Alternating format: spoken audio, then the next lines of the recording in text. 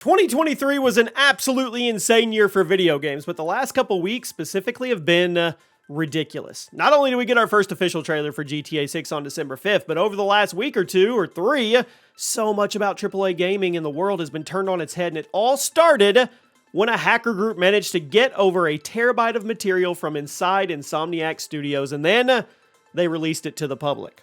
Now, every day that's gone by has revealed something new about how Sony and many of their AAA partners operate in the modern day, and all the while, Rockstar and Take-Two quietly moving forward with official plans and news of their own that admittedly flew under the radar for a lot of people because everyone was talking about Wolverine and Spider-Man 3 instead. But in this video, we're going to go over everything that's come out about Rockstar and the future of GTA over the last few weeks. So you let me know in the comments what you think about the ridiculousness of December 2023 in gaming.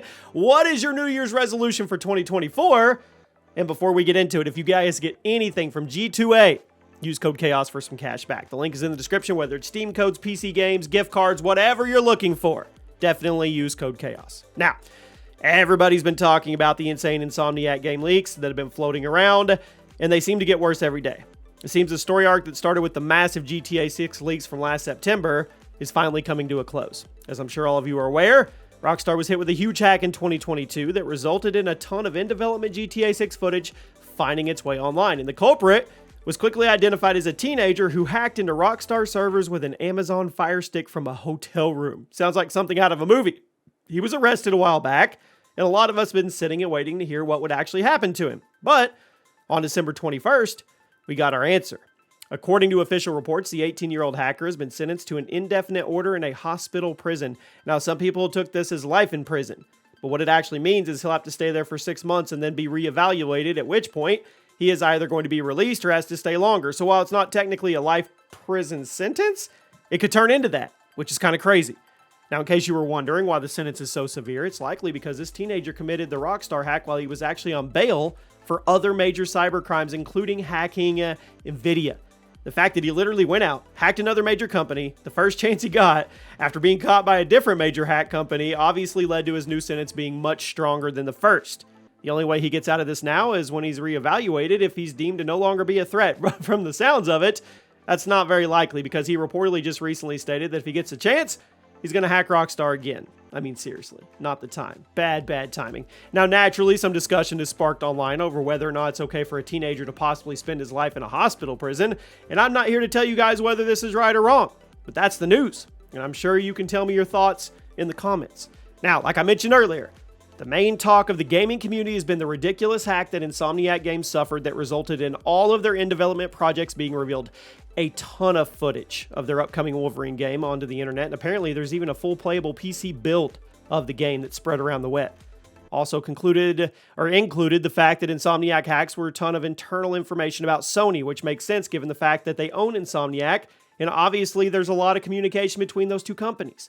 The leaks confirmed that Insomniac's last game, Spider-Man 2, had a budget of over $300 million, made it more expensive than any piece of Spider-Man media ever released, and it's also looking like Sony is not pleased with the financial returns on this because they seemingly are looking ways to cut costs on the future first-party projects. And that's not to say Spider-Man 2 was a disappointment financially, because it was Sony's fastest-selling first-party game ever, and it most certainly broke even, at least. But when you put over $300 million into one game, you're naturally not going to make as much profit as you may have wanted. Now, for a bit of perspective, Ghost of Tsushima, one of Sony's other major first-party open-world games, was confirmed to only have a budget of around $60 million. The fact that Spider-Man 2 had such an insane budget, it raised questions as to how the other AAA studios like Rockstar are going to be approaching things moving forward. Now, we know for almost certain that the budget for GTA 6 is over $1 billion with a B at this point. Rockstar's last game, RDR2, had a budget of reportedly around $800 million, and since that game came out in 2018, it wasn't as technically demanding as GTA 6, I think it's safe to assume that Rockstar and their parent company, Take-Two, are putting more money into the latter. Now, insider reports have claimed that by the time the marketing costs and advertising are all factored in, the GTA 6's final budget is going to be somewhere around $1.5 to $2 billion, making it possibly the most expensive piece of entertainment ever made, which is crazy to even say that statement. Now, obviously, that budget is still going to be made back because, well, this is a GTA game. GTA 5 broke $1 billion in 3 days. So naturally, GTA 6 is probably going to break its record since it's launching with even more hype and an even higher price to entry point. The launch price of GTA 6 has not been confirmed, but we do know it's going to be higher than 60 that GTA 5 was, and what does that mean for the industry moving forward? And that begs the question, which we've talked about a few times, and you guys get pretty heated about it. What do you think the price point for GTA for the base game is going to be? GTA 6, that is. Do you think it'll be 70, or do you think they're going to push the envelope and make the jump to 80? Now, I'm going to argue both sides really fast. On the side of the consumer, we want the cheapest, best possible. Obviously, our money is important, right? It's hard to get your hands on it. So $70 is where we want it to hit home for the base edition. But I'm going to argue the other side. If there was ever a time to say, okay, it's time for that inflation jump, well, it would be Rockstar, it would be Take-Two, it would be GTA 6, because they could bump it to 80, people would be pissed, but they'd get over it. They would still buy the game. We all know that. There are other games out there that could try to do that, and the game would tank, and it would die and suffer, and nobody would buy it. That is not the case with GTA 6. So I could see both ways. Now, is Rockstar and Take-Two going to make just an absurd amount of money with GTA 6, even selling it at $70?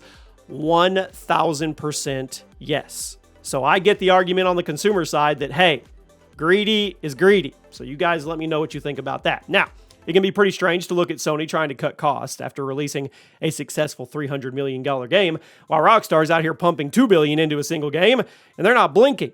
Then again, we can't all be GTA, but this is certainly going to send some mixed messages to other publishers. What are companies like EA and Ubisoft supposed to think when Spider-Man 2, one of the best-selling games of 2023, is reportedly pushing Sony to try and cut costs for the future? While GTA 6, which will certainly be the biggest game launch of all time, isn't slowing down on spending. Is this the message that other big publishers should be spending more money on their games or less? The answer may be obvious to some of you guys in the comments, because obviously a game doesn't need a $300 million budget to be good. But when Rockstar's out here pumping billions of dollars into a single game, I think it's safe to say that some other game companies may take the wrong message here. Is GTA 6 going to be an indication that games will be getting more expensive in the next few years? Or are other publishers going to push back and they're going to try to cut on budgets so they can increase their profits? Well, time will tell.